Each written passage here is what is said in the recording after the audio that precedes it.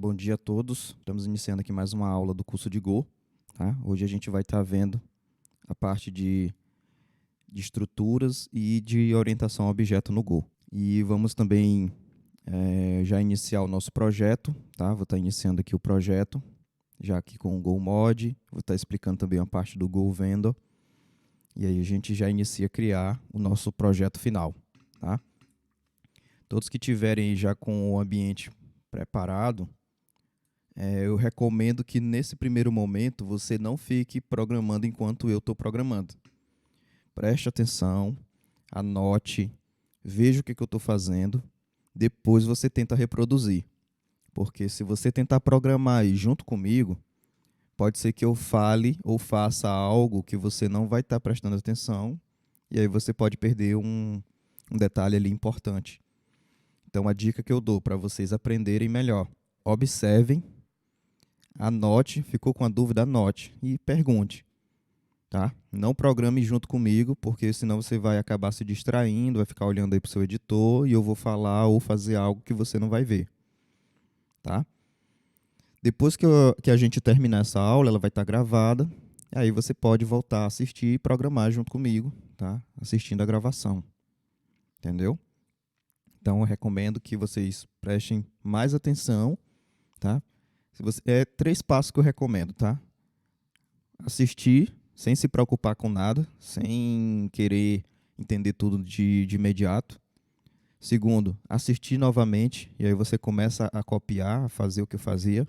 E a terceira, tenta fazer sozinho. Se você seguir esses 3 passos, vocês vão aprender rapidinho. Isso serve para qualquer coisa, tá? Ok, vamos iniciar então. A gente já viu a parte, né, de como organizar o projeto. Tem o link que eu mandei na última aula, vou mandar de novo. Podem olhar aí no chat de vocês, tem o link que eu acabei de mandar. É esse link aqui, ó, né? Layout padrão de projetos em Go.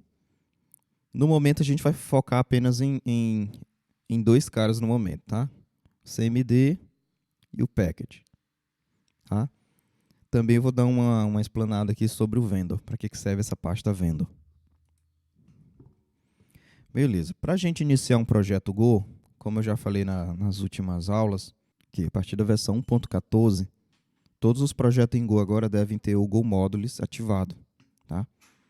Isso é um benefício, né, que a gente vai ter agora, programado em Go, onde a gente vai poder criar o projeto da gente em qualquer lugar e a gente vai poder usar bibliotecas de terceiro.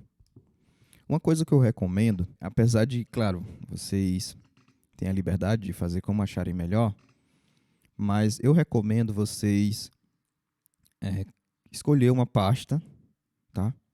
Onde vocês possam guardar os projetos de vocês. Tá? Escolhe uma pasta, lá dentro você vai colocar todos os seus projetos. Também recomendo você colocar em um lugar, principalmente para quem tem o OneDrive, ou qualquer outro aplicativo de backup, de sincronizar arquivos automático, para que ele não monitore esses arquivos. Por quê? Porque geralmente esses programinhas de monitoramento, tipo OneDrive, esses caras, eles vão ficar toda hora ouvindo ali as modificações na pasta, e como você está constantemente modificando, pode chegar um momento de ele acabar corrompendo alguma coisa. Tá? E a ferramenta de backup, né, de gerência de projetos que a gente vai usar é o Git. Tá? Então a gente não precisa de um OneDrive para ficar fazendo backup de arquivo. Tá? Qualquer empresa que vocês forem trabalhar, acredito eu que vai ter lá um sistema de Git para gerenciar os arquivos de código. Tá? Então OneDrive, Mega, qualquer outro desse sincronizador, Google Drive, aquele sincronizador de arquivo, eu recomendo que vocês coloquem a pasta de códigos de vocês, e isso não só para o Go, tá? Para qualquer outro projeto, para que ele não monitore esses arquivos, porque senão vai dar ruim.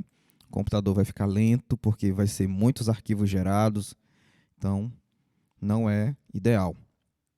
Tá? Então vocês colocam uma pasta em algum lugar do computador de vocês, evitem colocar na unidade C, evitem colocar dentro daquela pasta documentos. Por quê? Porque ali geralmente é o que essas ferramentas ficam ouvindo, tá? Essas ferramentazinhas de backup de arquivo. Se vocês tiverem mais de um HD, coloquem lá em outro HD, tá? Então, por exemplo, eu tenho aqui alguns HDs, geralmente eu coloco separado, tá?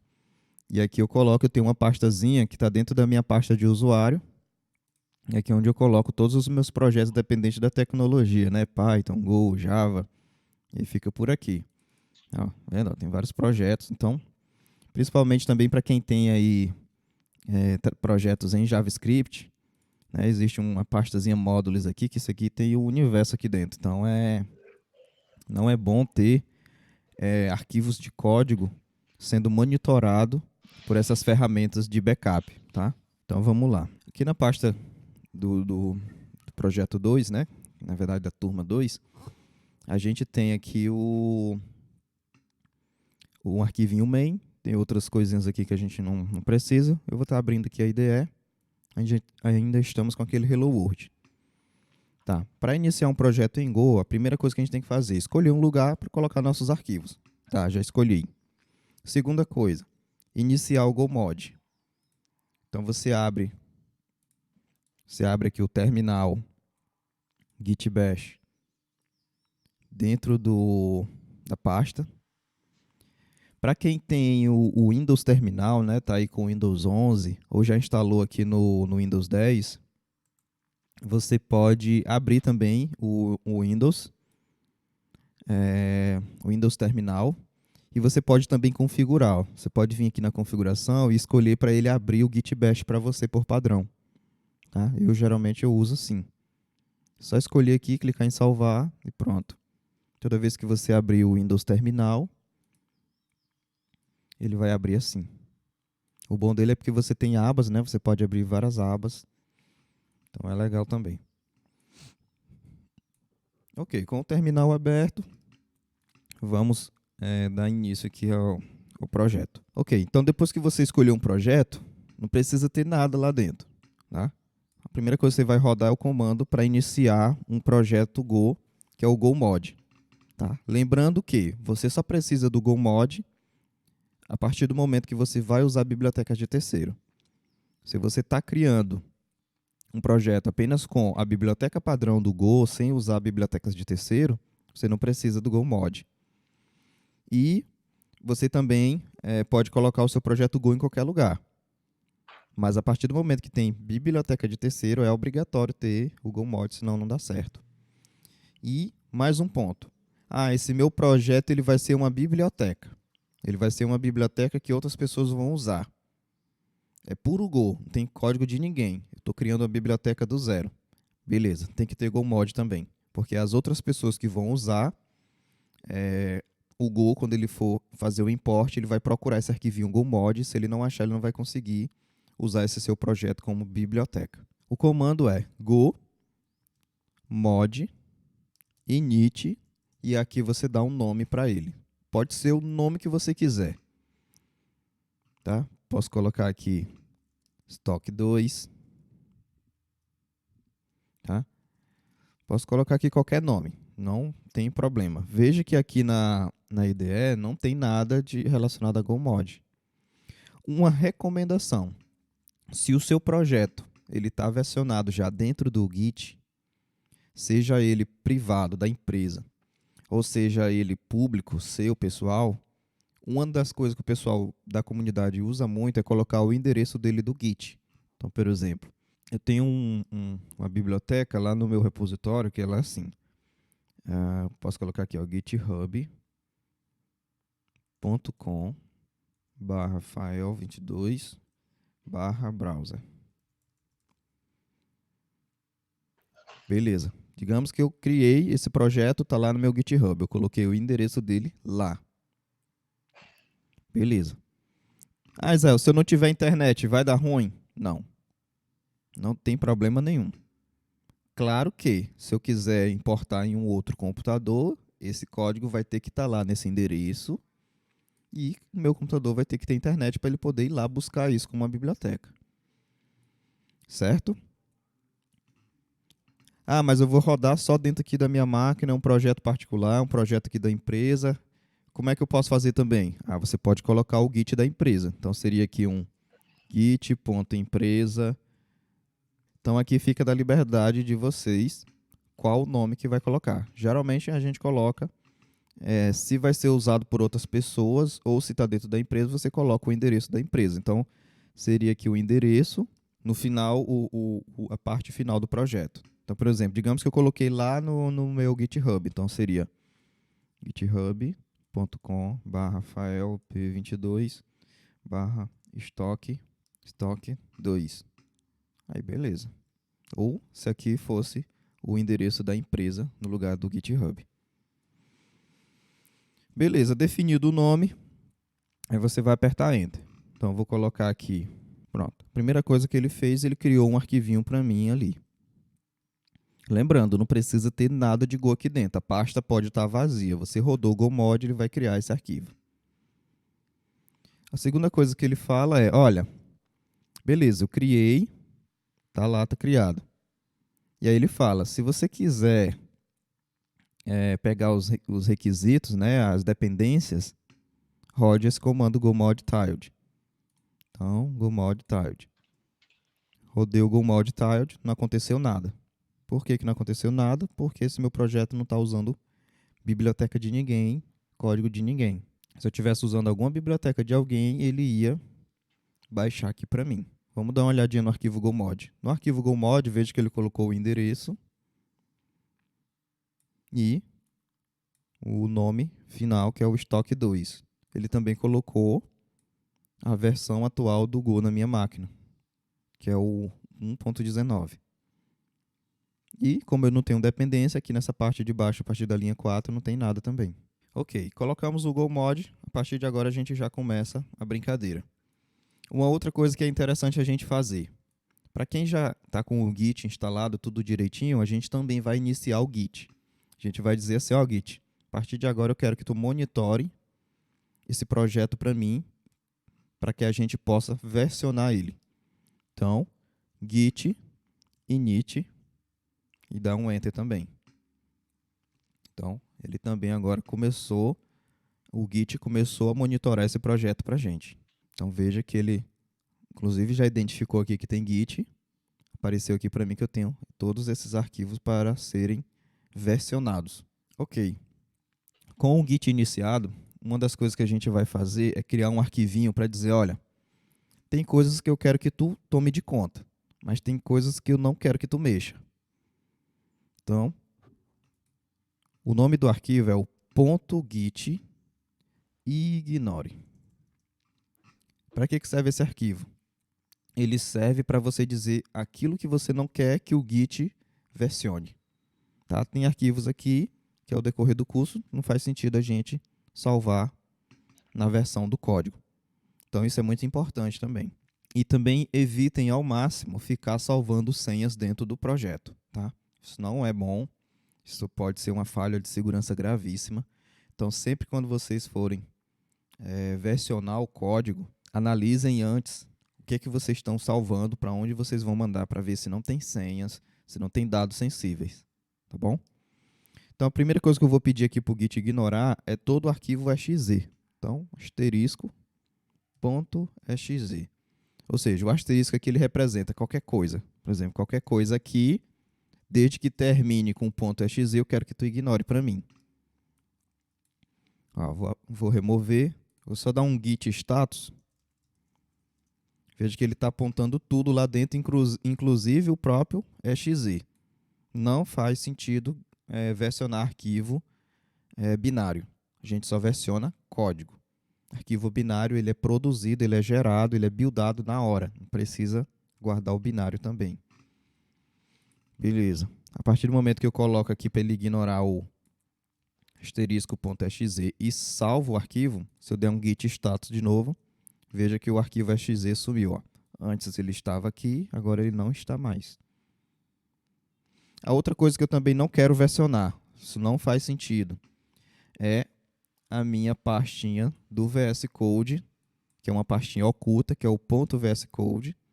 Essa pastinha, ou independente da IDE que você está usando, sempre as IDEs elas têm umas pastinhas ocultas aí, que é o que ela faz para poder gerenciar o projeto. Essa pasta também não faz sentido entrar no código.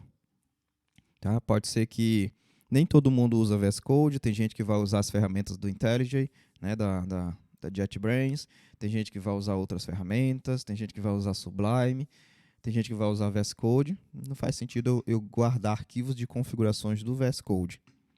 Lembrando, o Git a gente guarda só arquivos de código. Recomendo que deem uma estudada mais sobre Git, tá? É uma ferramenta importantíssima hoje em qualquer empresa. Como esse não é o foco do Git, claro que se vocês tiverem alguma dúvida eu vou ajudar, mas vamos em frente.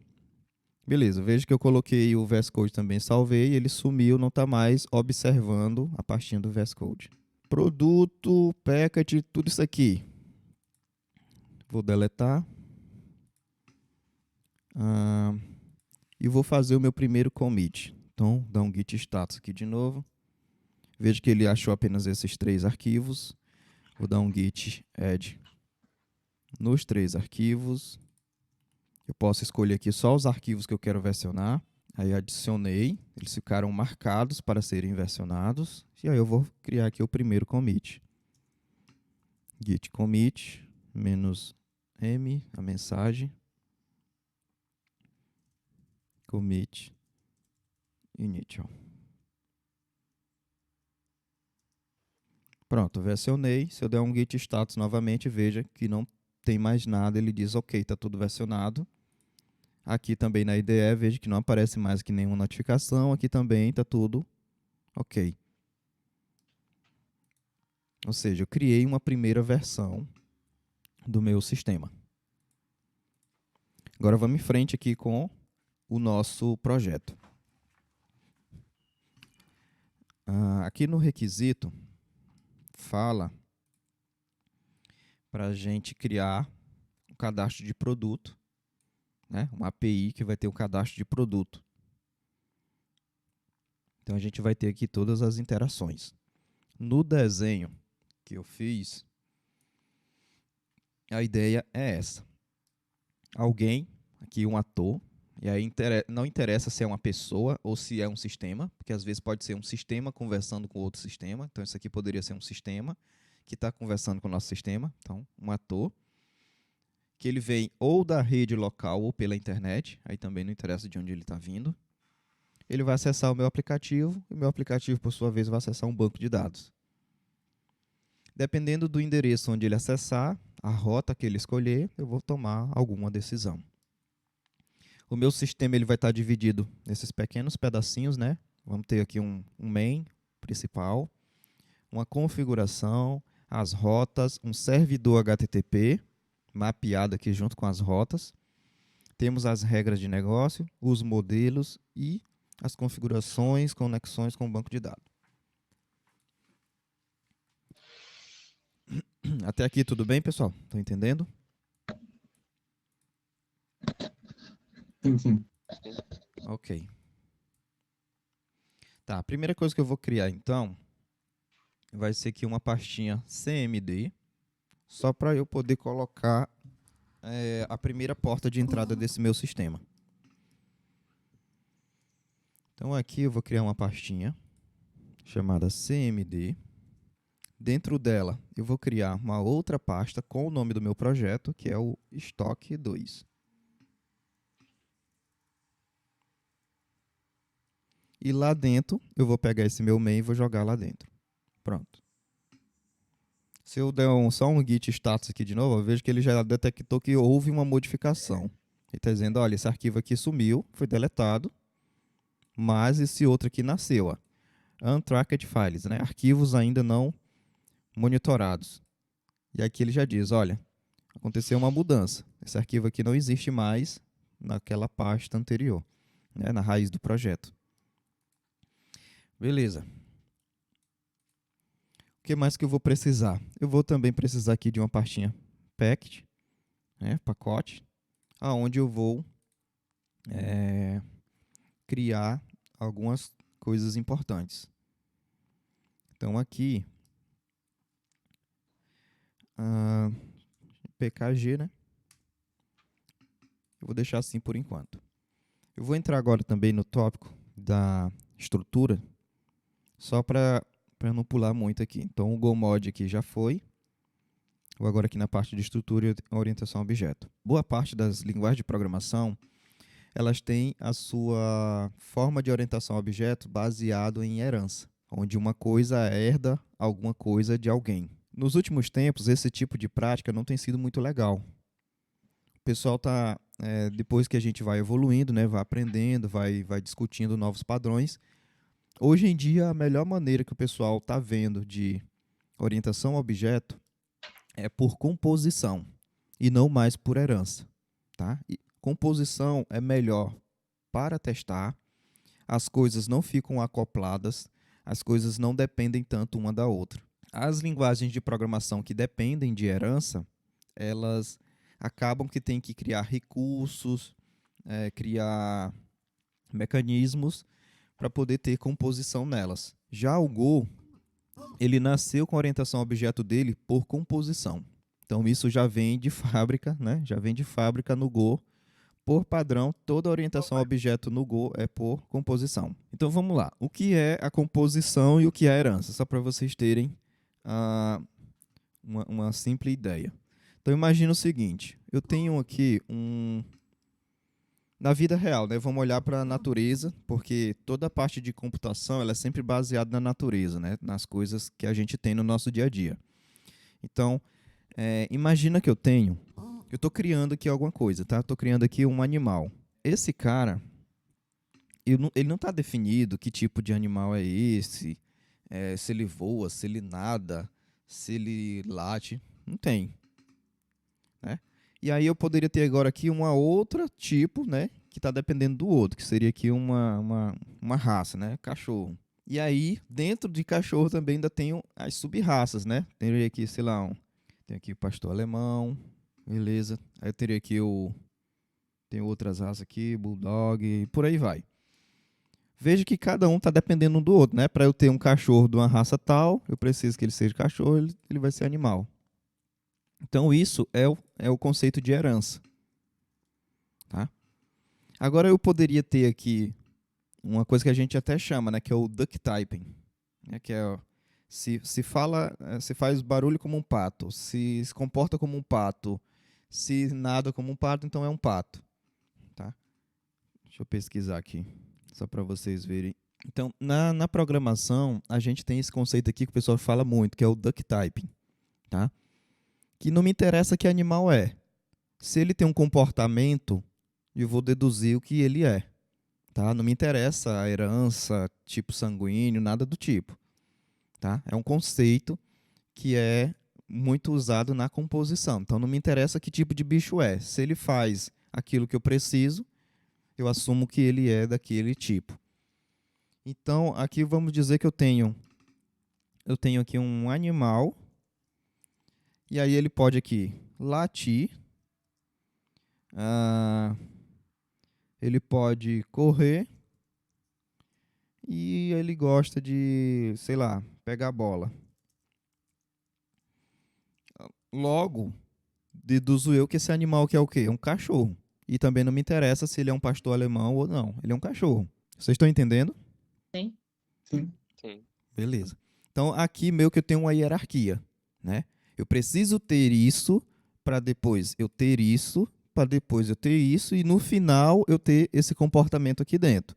Então, isso aqui vocês vão ver muito em linguagens como Java, como PHP, Python. O Python ele ainda é um pouco mais light, né? Porque ele é mais simples. Mas vocês vão ter muito isso aqui. Animal, cachorro, tá, latir, correr, pegar a bola. Isso aqui é o que a gente chama de programação orientada a objeto, mas baseada em herança. Aqui temos um outro tipo de programação orientada a objeto, mas baseada em composição. Eu tenho um animal que, de repente, ele começa a latir, ele pode correr e ele pode pegar a bola. Certo? Qual é um dos principais problemas aqui? Na hora que eu for testar ou passar isso como dependência de alguém, se eu não passar essa hierarquia aqui todinha, eu não consigo, vai dar erro no meu sistema. Já nessa outra aqui, não. Se eu passar apenas um animal que ele tem os comportamentos, ok, resolveu o problema. Inclusive, fica mais fácil de testar. Né? Tem um conceito também chamado de mock, eu consigo mocar mais fácil. E aí vocês podem pesquisar também sobre isso, né? Fazer mocks, essas coisas, tá? Fazer mocking é justamente você poder simular aquilo que você quer sem ter de fato aquilo que você quer. Um exemplo. Digamos que eu quero eu vou fazer uma API. Tem duas equipes. Uma equipe está fazendo um sistema, recebe pagamento. Consegue lá falar com a maquininha de cartão de crédito, passa o cartão e paga. E existe uma outra equipe que está fazendo uma API que vai servir para um site, onde o cara vai botar os dados do cartão dele, vai chamar essa API por debaixo dos panos, né, vai chamar a outra que faz a ponte até o cartão de crédito.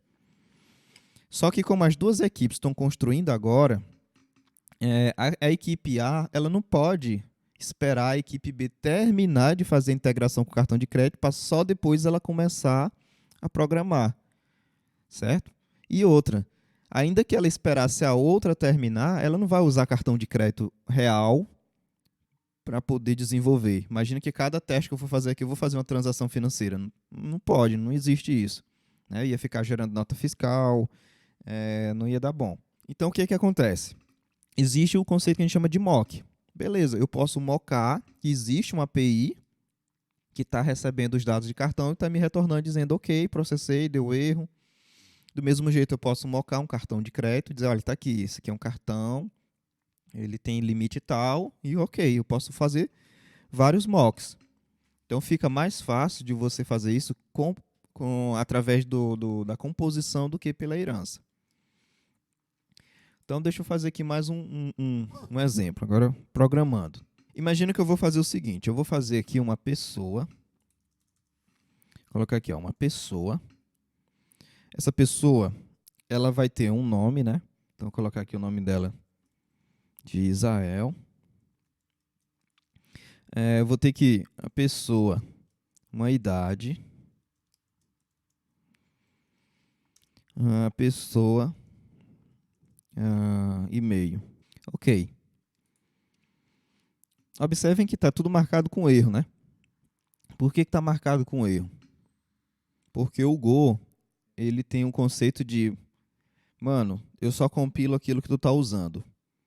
Eu não estou usando isso em canto nenhum. Não estou imprimindo, não estou mandando e-mail, não estou guardando no banco de dados. Então, ele está dizendo, olha, declarado, but not used, mas não está sendo usado.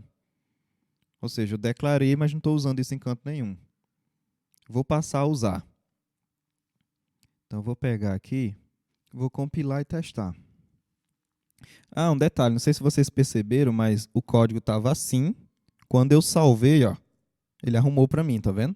Então, isso aqui é automático da extensão do Go. Se a extensãozinha do Go está tudo direitinho, ele vai arrumar o código para você. Ok, vou compilar, vamos ver o resultado disso.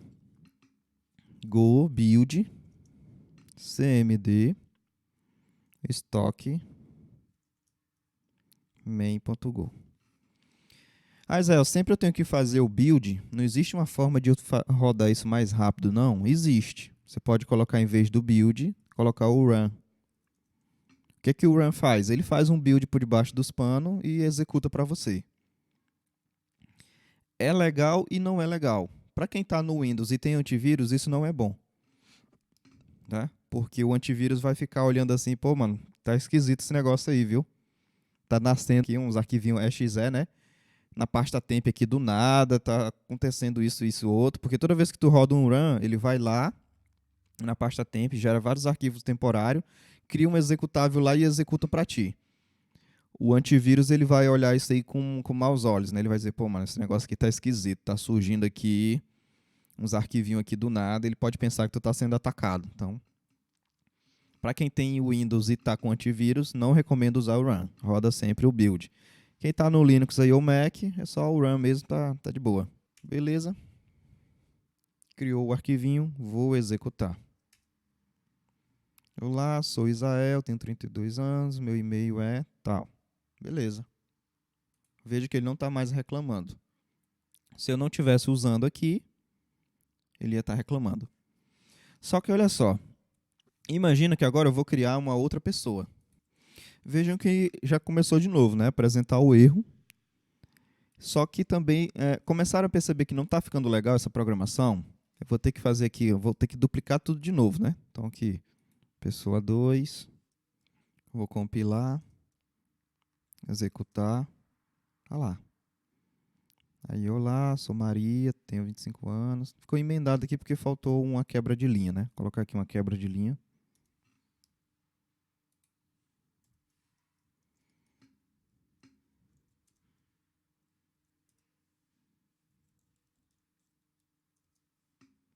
Olha lá. Aí, beleza. Mais uma pessoa. Aí já vai começar a ficar chato o negócio. Aí, digamos que eu vou fazer aqui um sistema de cadastro de pessoas, vai ter lá, sei lá, 1000 pessoas. Não dá para ter pessoa 1, 2, 3 até o 1000 dessa forma. Então é aí que nasceu o conceito de estrutura, né? Que é uma das cadeiras que talvez vocês vão ver na faculdade ou já estão vendo, que é a estrutura de dados, né? A gente precisa, às vezes, estruturar os nossos dados, tá? Para que a gente consiga manipular eles de forma mais eficiente.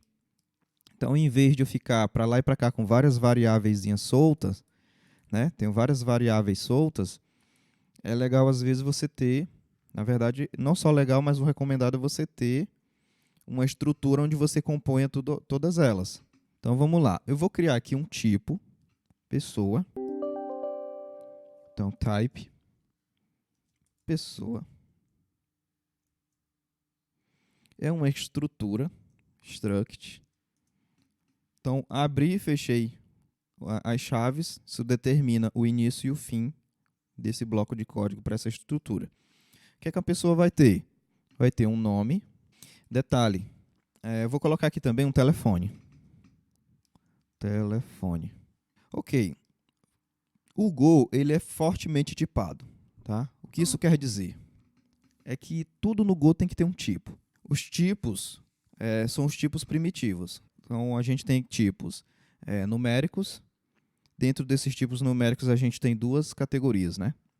Pelo menos as mais básicas. A gente tem ali os números inteiros, os decimais, sem casas decimais, na verdade. E a gente tem os números com ponto flutuante, né? Que a gente chama ali de float, na linguagem de programação, que são os números que têm casas decimais. Então, por exemplo, 1000 é diferente de 1000.01. Então, esse aqui é um número com casas decimais, esse aqui é um número sem casas decimais. Então, esse aqui é um float ou double, dependendo do tipo que você escolher, e esse aqui é um inteiro. Ou seja, é um número que não tem essa partezinha final aqui depois do ponto ou da vírgula. Uma pergunta que eu faço para vocês. A idade, ela é que tipo? Inteiro. Inteiro, que tu falou? Isso, inteiro. Tá, e o telefone, ele é que tipo também? Se for desse jeito aí, inteiro também. Ok, tá certo. Mas deixa eu perguntar uma coisa para vocês. Será que eu vou fazer algum tipo de operação matemática em cima do telefone? Entendeu? Vou pegar o número aqui do, sei lá, pegar o número aqui do Gustavo e subtrair com o número da Janaína? Não, né? Ninguém faz esse tipo de operação. A idade pode até ser que a gente faça algum tipo de operação matemática nela, né? Para saber quando foi que ele nasceu, mais ou menos o ano, né? Comparar se ele é de maior, se ele é de menor.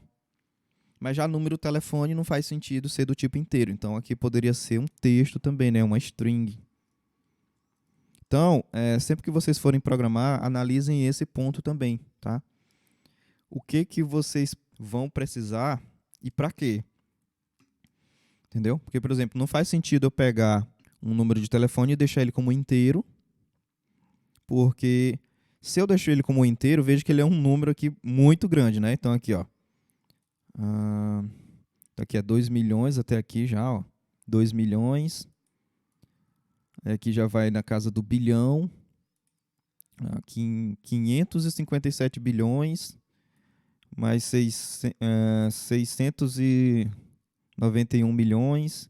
Então fica um número muito grande, né?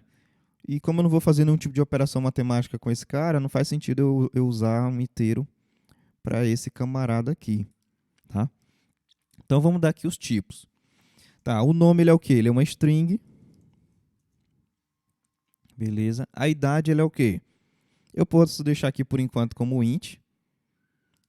Mas dependendo do cenário, às vezes é até melhor deixar como string, porque é raríssimas vezes que a gente vai fazer algum tipo de operação matemática em cima da idade, entendeu? E se for fazer a operação matemática em cima, só lá naquele momento, naquele lugar, a gente vai lá e transforma aquele texto em número e faz a operação matemática.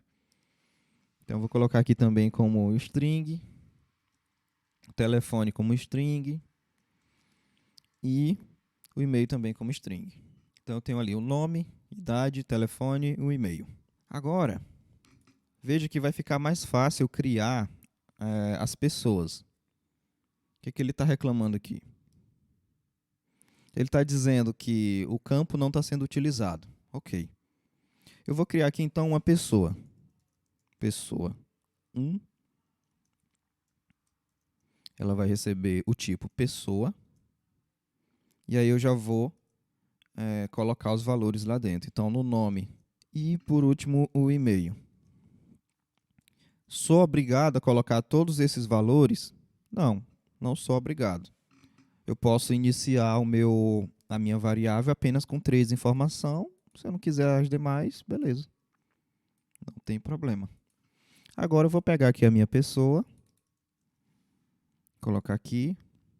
Pessoa de novo. Pessoa de novo. Mas, como eu não vou usar a pessoa toda, eu vou usar a pessoa o quê? Como é que eu faço para eu acessar esse cara lá dentro?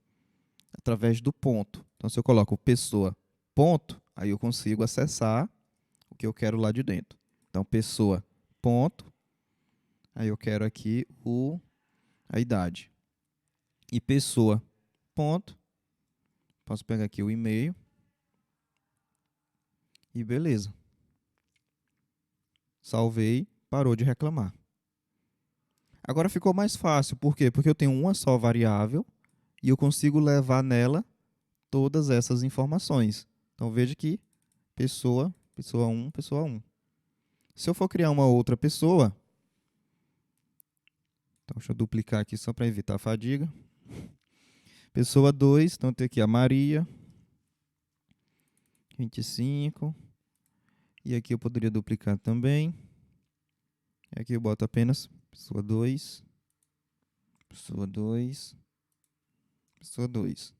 Não ficou melhor assim? Eu agrupei, tá vendo que eu agrupei todas as minhas informações?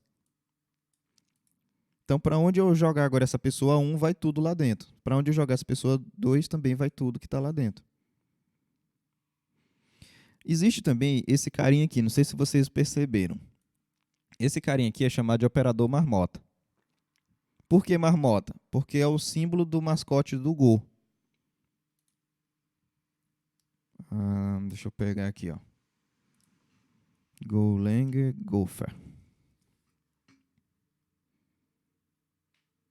Não sei se vocês observaram, mas os 2 pontos representam os olhos, o igual representa o dente do bicho. Por isso que ele é chamado de operador marmota. O que esse operador marmota faz? Ele é um pouco mágico. Ele declara, tipa e inicializa uma variável. Se eu não usasse o operador marmota, como é que ficaria? Ficaria assim, ó. Var pessoa 1. Qual é o tipo dela? É pessoa. Qual é o valor que eu vou dar para ela? Vai ser igual a pessoa. E aí depois eu poderia vir aqui. Eu posso colocar aqui dentro, né, as informações, como eu já coloquei aqui. Mas eu também posso acessar cada valor. Então, pessoa 1 ponto e-mail. E eu colocar aqui o e-mail. Veja que ele está reclamando. Ele está dizendo, olha, o pessoa 1 ele já foi declarado lá em cima. Ó, tu está declarando de novo. Tá vendo? Ó, a nova variável, ó, left side of. Ou seja, antes desse cara, ela já existe lá em cima, né? Então, ele está reclamando. Como é que eu poderia resolver? Eu tiro os 2 pontos, resolveu. Só que aqui ele ia apagar essa informação do e-mail porque eu estou criando de novo. Eu estou criando de novo aqui um tipo pessoa, e aí isso daqui ia ser jogado fora. Estou sobrescrevendo a informação que está lá dentro. E quando é que eu uso isso e quando é que eu uso dessa outra forma aqui? Aí vai depender da sua imaginação, da necessidade.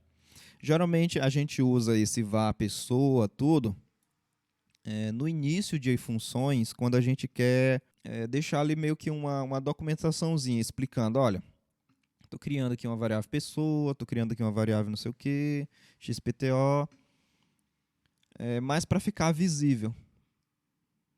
E geralmente a gente usa sim quando a gente apenas está querendo manipular uma informação rápida ali, mas também não está tão preocupado com o nome aqui da variável, nem nada do tipo.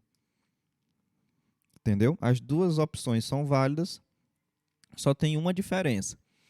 Essa primeira forma aqui, eu consigo usar ela fora do escopo de função. Então veja que aqui eu estou dentro da função main, está dentro do escopo dela, né? Está dentro aqui, ó, abriu as chaves, fechou a chaves. Tudo que está entre as chaves é o que a gente chama escopo. Então, dentro do escopo da função, eu consigo usar o operador marmota. Fora dele, eu não consigo. Certo? Então, o operador marmota ele só funciona dentro do escopo de função. Entendeu?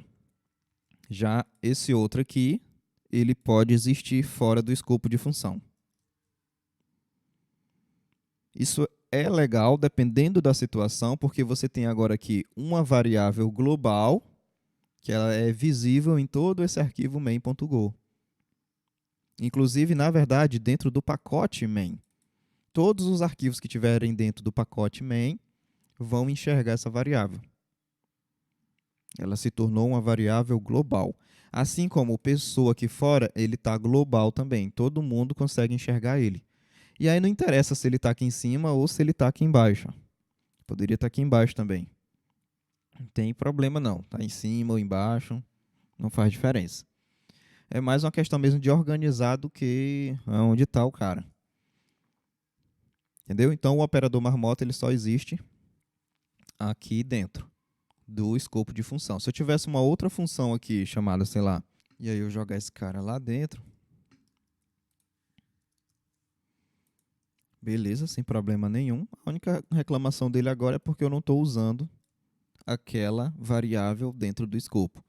Então veja que a questão de eu não usar uma variável é dentro do escopo também, tá?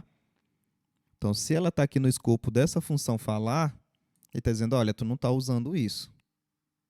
Ainda que eu esteja invocando, né, executando, chamando essa falar aqui embaixo, ele está dizendo que eu não estou usando isso aqui. Então, o Go ele é muito criterioso nesse ponto. Se você está criando uma variável dentro do escopo, seja ele escopo global ou escopo local dentro de uma função, você precisa usar ela. Por exemplo, se eu comentar isso aqui também, ó, e comentar aqui também, veja que ele vai reclamar. Ó, veja que ele começou a reclamar disso aqui. Dizendo, olha, esse pessoa 1 aqui não está sendo executado, viu? Está declarado globalmente, mas não está sendo executado. Ok, deixa eu desfazer aqui rapidinho. Ok, agora ficou mais fácil. Eu agrupei. O que mais? Vamos compilar e ver qual é o comportamento disso. Veja que não mudou. Está aqui, Isael, Maria, idade e tal. O e-mail não apareceu, porque eu também não coloquei e-mail para nenhum deles, só coloquei o nome e a idade. Se eu trocar aqui por telefone, e aqui também,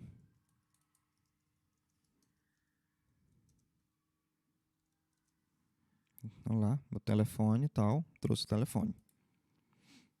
E ele está reclamando ali, dizendo que o e-mail não está sendo usado. Beleza, mas ainda não é orientação a objeto. Quando é que passa a ter orientação a objeto? Quando começa a ter ações. Então, digamos que eu quero que a pessoa fale. Então, eu vou criar aqui uma função. Falar. O que é que essa pessoa precisa para falar? Ela vai precisar de uma pessoa, né? eu vou colocar só P e o tipo. O que é que ela vai retornar? Uma string. Abro e fecho o bloco. E aí eu pego o meu P. Vou copiar, na verdade, isso daqui. Só para... Isso aqui. E onde tem P1 aqui, eu vou trocar apenas pelo P, né? Que foi o nome que eu dei à variável. Então, lembrando, no Go, tudo... Aliás, ele não retorna nada no momento. Ele só executa e pronto. Então, tudo no Go tem tipo. Então, aqui a variável P, ela é desse tipo. Tá? E aí, em vez de eu ficar chamando essas funções aqui embaixo, eu posso fazer assim agora. Falar. Aí eu passo pessoa 1.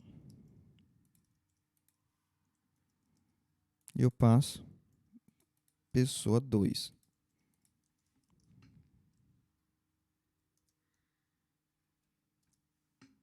Beleza, continua tendo o mesmo efeito. Mas ainda não está legal. Veja que eu estou duplicando esse falar aqui, estou chamando 2 vezes, né? E outra, para onde eu for agora com as minhas pessoas, eu tenho que levar a função falar também, né? Se eu esquecer ela, esse cara não vai parar de falar. Então, como é que era a estrutura antes? Lembra? Eu tenho aqui um animal. E aqui dentro eu tenho as ações que ele pode fazer, né? Eu tenho os atributos e as ações, né? Então ele pode latir, correr. Beleza. E a pessoa? Então tem aqui tem uma pessoa. O que ela pode fazer? Falar, pode correr também, pode dormir. Então, essa pessoa tem que ter essas coisas dentro dela. Olhando para cá, esse falar está dentro de pessoa? Não, né? Isso aqui é uma função independente. Como é que eu faço, então, para me começar a dar comportamento para o meu tipo? Aí é que entra o conceito da composição. Eu vou compor. Eu vou dizer o seguinte, eu vou dizer, olha, o meu tipo pessoa, eu estou compondo ele, eu estou adicionando nele, eu estou anexando, eu estou atachando um comportamento. Porque antes ele não tinha comportamento nenhum, ele só tinha os dados. Agora eu vou começar a dar comportamento. Como é que eu dou comportamento? Quando eu chamo aqui novamente, abro e fecho o parênteses, e aí eu vou passar aqui o tipo. Então, P de pessoa. Só que agora ficou esquisito, né? Tem o P pessoa aqui também. Aqui eu não precisaria ter mais esse daqui. Aqui eu poderia ter uma outra informação, tipo nome, string. Digamos que eu quisesse fazer um filtro de uma pessoa. Beleza, me passa o nome que eu vou filtrar. Vou ver se eu localizo uma pessoa com esse nome que tu quer. Então, o fato de eu colocar aqui o primeiro parênteses aqui, ó, já perto da função, e colocar o tipo, automaticamente eu anexei, eu conectei esse método nesse cara. Então, agora, a pessoa, ela tem esse método dentro dela. E aí, como é que eu faço para me chamar isso? Basta eu vir aqui, ó, pessoa 2 ponto falar, pessoa 1 ponto falar. Veja que ficou lá dentro, agora eu consigo acessar através do ponto. Antes não tinha, tá? Tanto é que se eu comentar aqui, ó, se eu remover isso daqui e colocar o P e o pessoa aqui novamente, já deu erro, porque ele está dizendo, olha, não está lá dentro. Ó. Undefined. O tipo pessoa has no field ou método falar. Ou seja, não tem o campo ou o método falar. Mas aí na hora que eu coloquei ele aqui, ela agora tem isso. Então agora, isso aqui está atachado, está conectado lá dentro. Ficou claro, pessoal? Sim. Beleza. Então vamos compilar e ver o comportamento disso. Veja que continua tendo o mesmo efeito. Certo? Só que agora, para onde eu levar o meu tipo, eu já levo também o comportamento dele. A função vai junto.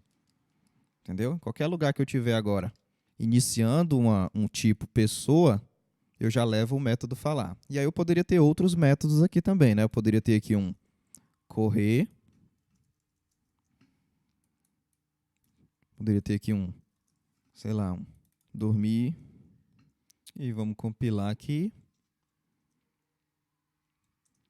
Beleza. E aí eu vou chamar aqui também o correr,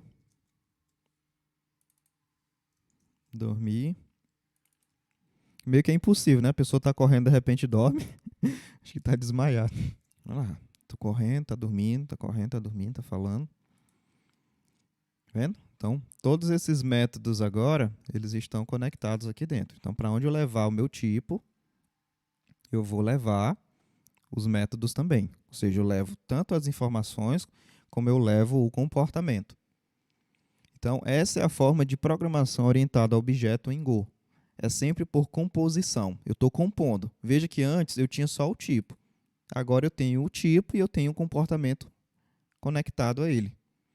Então eu não herdei nada aqui. Se você veio de outra linguagem, Java, Python, alguma coisa assim, teria que ter algo tipo assim. Sei lá, extends, sei lá. E aí eu colocaria aqui um outro cara para poder ter isso. Ou então eu teria aqui dentro que declarar os métodos aqui dentro. Então esse falar ele estaria aqui dentro, né? Esse correr também teria que estar aqui dentro. E o dormir também teria que estar aqui dentro, declarado no código. Ou seja, isso aqui estaria criando ali. Mas veja que o método do Go ele é mais simples. Ou seja, eu estou compondo. Quando for necessário, eu posso vir aqui e adicionar um comportamento novo. Entendeu? E aí não dá tanto trabalho. Então é isso, pessoal. Acredito que por essa aula é isso.